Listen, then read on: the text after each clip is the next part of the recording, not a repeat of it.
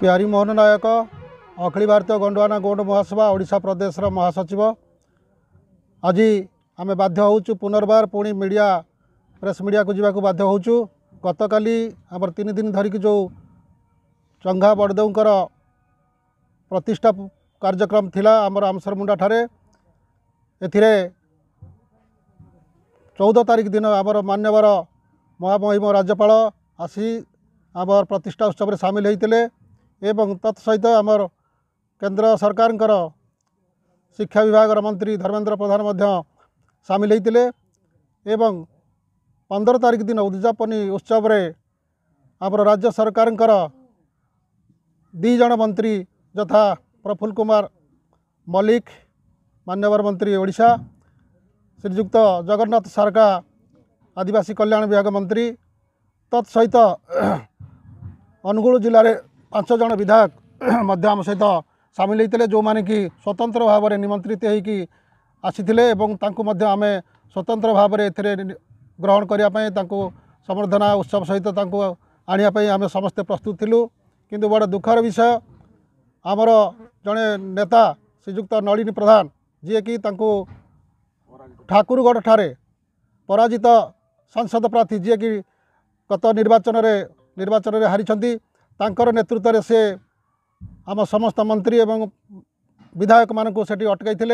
एवं यह गोटे दलीय राजनीति भाव में सेठी माइक डीजे एवं ब्यानर प्रस्तुति करिकी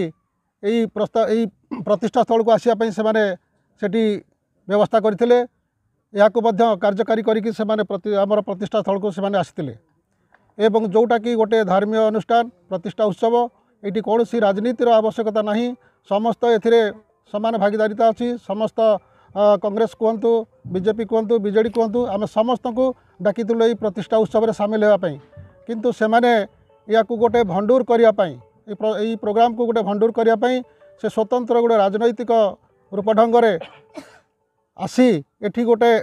हाईजैक करने उद्देश्य से आसी जोटा कि सेठी सब रास्ता कड़े ताकर पोस्टर ब्यानर सब छापी होता एवं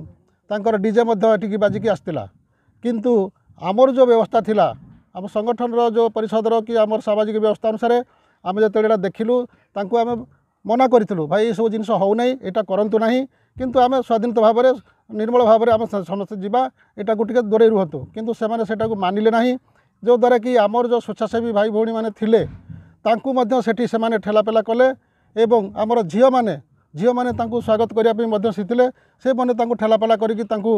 माने तांकर कानी भी टाणी विभिन्न समय दुर्व्यवहार भी करिसंती जो द्वारा कि गोटे विराट बड़ शक्त धक्का आमको देछि। तत्सहित से माने स्लोगान रे कहउचंती जे गोंड समाज को आम हटई देबू जोटा कि विगत दिन में से गोटे जातीय आक्षेप आमको करथिले सेटा आम सरकार को लिखित भाव में देइथिलु। पुनर्बार देखागला जे विधायक जदिओ एठी स्थानीय विधायक अच्छी एटा अखिल भारतीय गंडवाना गौंड महासभा द्वारा परिचालित होता यहाँ कौन सी सिंगल व्यवस्था हिसाब से कि निजे विधायकटा करुनथिले किंतु से माने तांको उद्देश्य रमेश चंद्र साय